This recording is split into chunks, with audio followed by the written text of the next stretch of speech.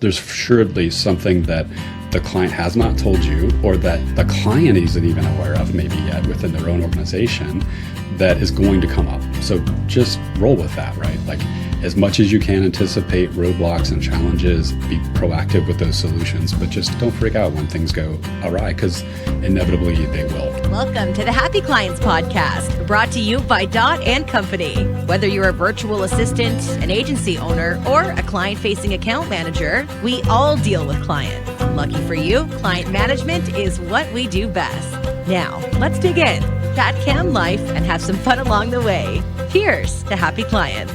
E2M is a proud sponsor of the Happy Clients Podcast.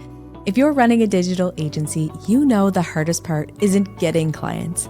It's delivering consistently without burning out your team or hurting margins.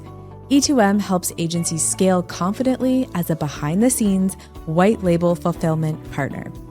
From web development and SEO to paid media, US-based content, e-commerce, and even AI, they plug into your agency so your clients get great results under your brand.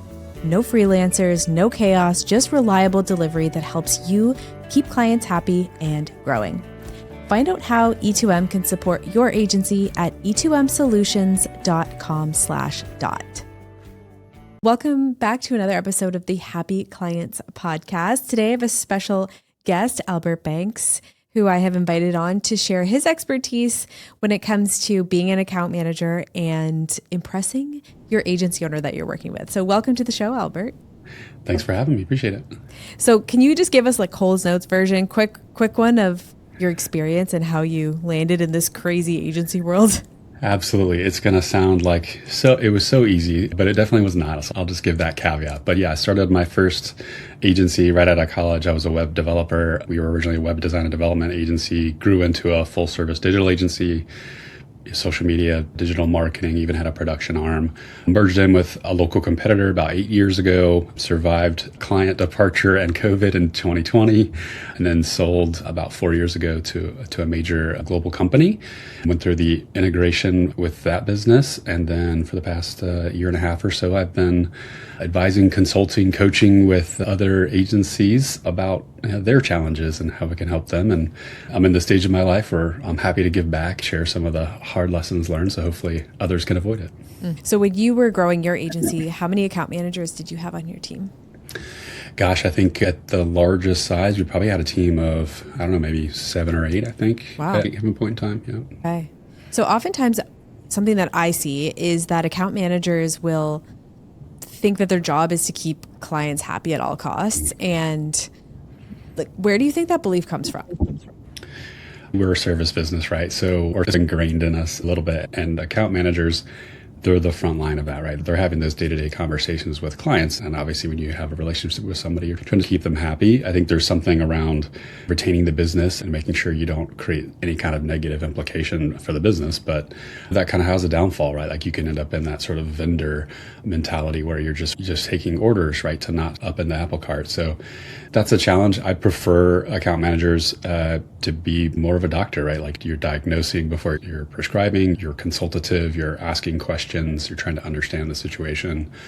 And it really can result in opportunities. We've had instance after instance where there's a tactical request, right, that comes in from a client. And sure, there's sometimes where you just need to do it because that's what's the next thing on the list. But sometimes you can pause and ask, really, where is this coming from? Kind of understand the larger business problem. And maybe there's something else that they need. And the client would definitely appreciate that in the end. If it's, hey, this is actually more of a strategic issue, let's bring in somebody from our team who can help you with that. And it benefits both, right? The client could have a better solution and be a star in their end. And also it benefits the agency because you're either deepening the relationship and potentially growing the account as well. So when you talk about being a doctor, walk me through what proactive strategic advisor actually looks like in the day-to-day. How would you coach your account managers when you were an agency owner? And what does an account manager do differently once they learn how to act and think this way? Yeah, it's almost, it'll feel annoying, but it's asking the questions, asking the extra questions. Okay, you've been asked to do this specific thing, kind of get into, okay, instead of just yes, okay, yes, let's do that. Can you maybe just give me more context, right? Like, where is this coming from? Is this driven by this department or that department? Or what particular goal does this align with, right? And just asking those type of questions, generally people are willing to share. They like to talk about themselves and what's going on in their business, especially if you've got that relationship. So yeah, I think a curious mentality, right, of trying to understand. So that's one aspect.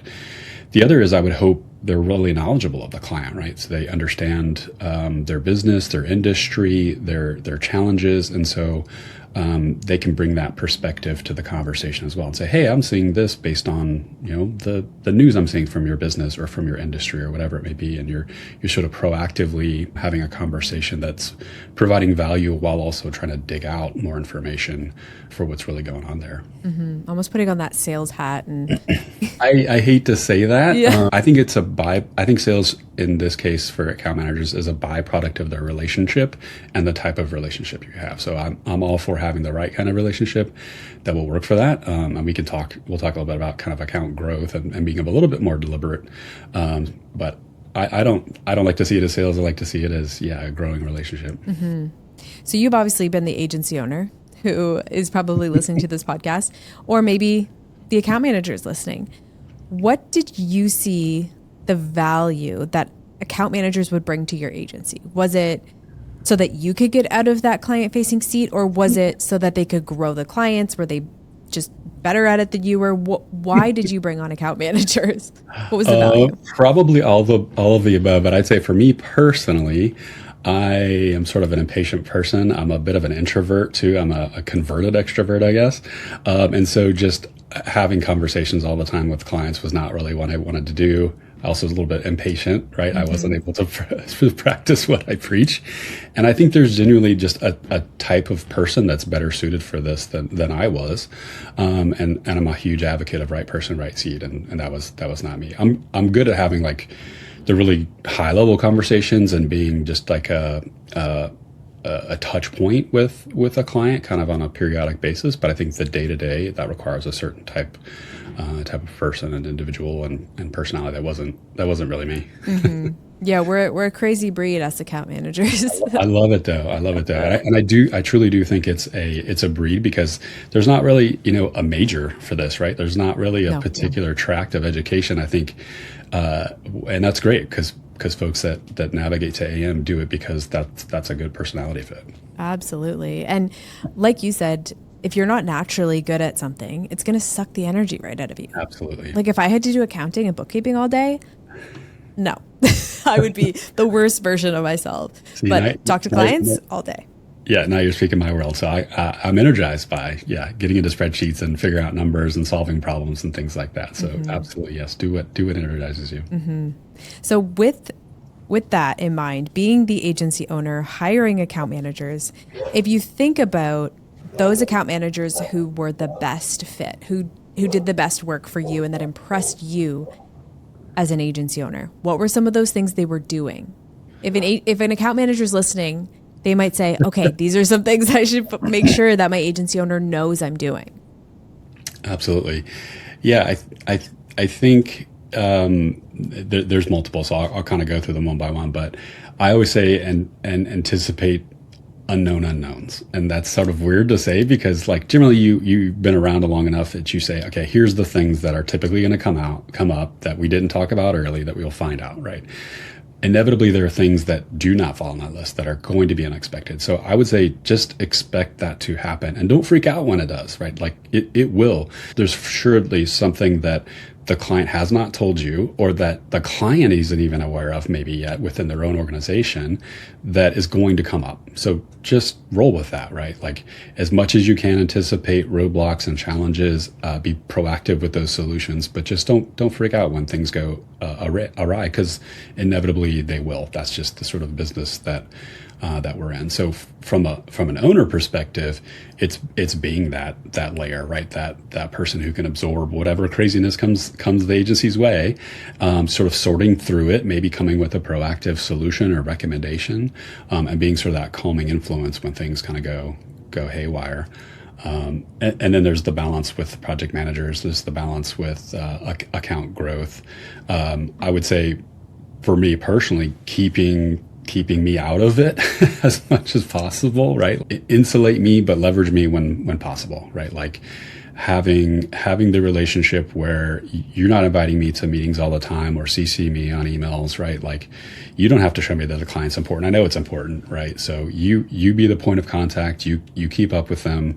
I'm the shiny object you bring when needed, right? To quarterly business reviews or dinners or, sometimes to be the bad guy if I need to be, right? So, form the relationships that are that way. I don't want to be answering questions about something that I probably know nothing about, right? Like if a client's emailing me about, a particular nuance of a timeline or a task or whatever, I'm not going to have any context. So either I'm going to screw it up and make your job even harder, or I'm just going to redirect them back to you anyway. So, being that sort of layer in between and having clearly defined different roles and then leveraging me whenever it benefits you. That's what I'd recommend.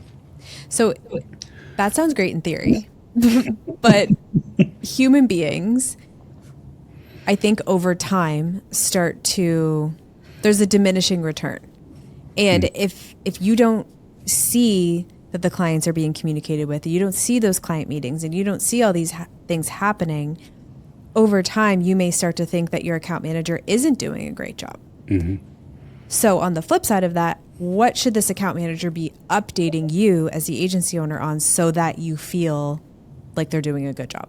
Absolutely. Yeah. Great question. I think that's sort of back to that proactivity side. When we were very deliberate in that we decoupled account and project management at some point when we pivoted our positioning. And you probably have listeners that are playing both roles, and that's a challenge. And we could probably have a whole episode on that. But it's being proactive. We had specific account growth plans and specific quarterly business reviews with certainly our higher end clients, and we had pipeline reviews. We had an account lead that was on our leadership team, so they could bring us those sort of updates. And so we just had built-in systems, mechanics, and personnel that we could keep up to date with that stuff passively, and that's sort of what I would prefer. So if those things are happening and those systems are being followed and that those people are dedicated, then you can feel comfortable and trust that they sort of got it.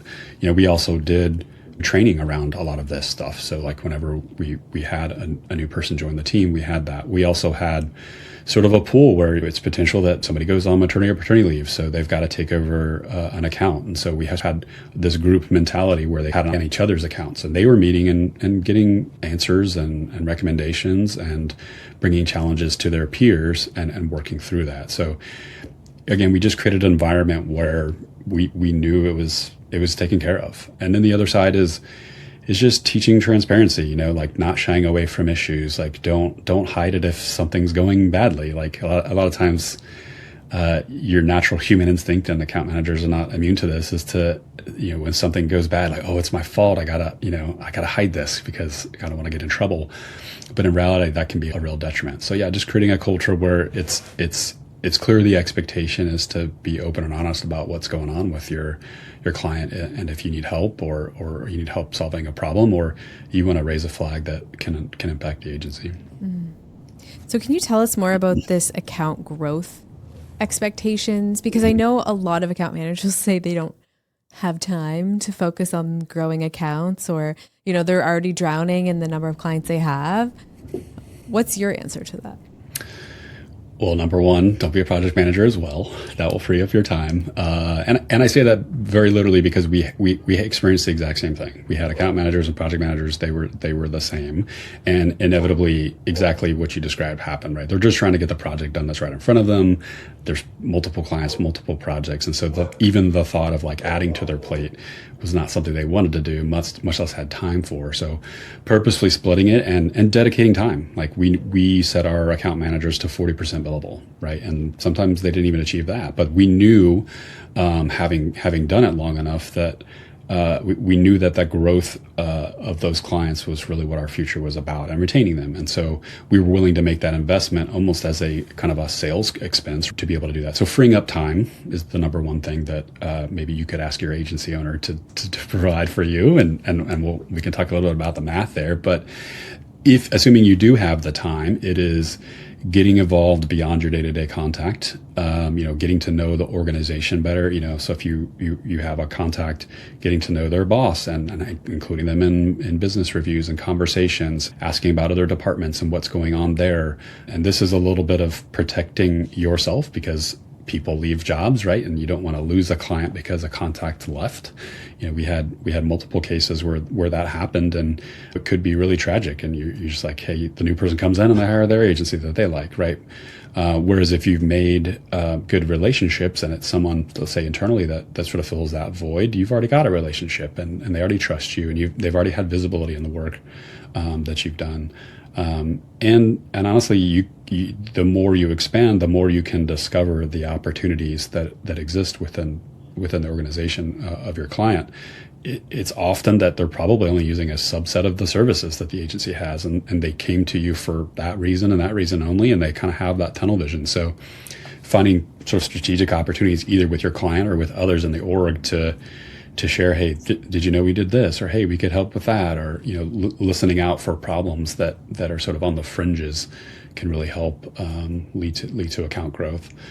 So we established a way to do that, right? Like we had intentional growth conversations, like what do we want the revenue to look like for this client for the coming year, and what would it take to get there, and where are the opportunities, and who in the org should we meet with, what events should we go to with them or for them, how often should we be in person or not. So it was a sort of a deliberate approach to doing that. But yes, it does require time, it does require energy, but it absolutely can pay dividends in the end. Amazing. I absolutely agree. So Albert, can you tell us how you help agencies grow now that you've done it yourself, have had successful acquisition? How can agencies learn from you?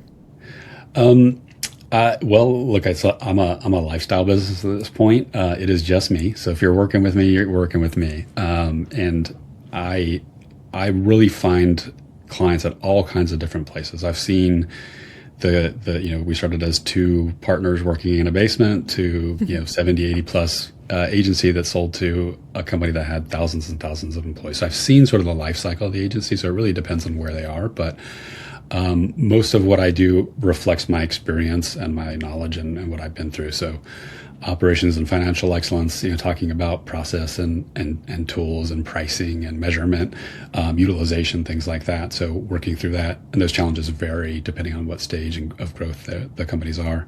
I also oversaw talent, so I'm very passionate about employee engagement and their growth and having clear career frameworks and compensation strategies and training and growth for them.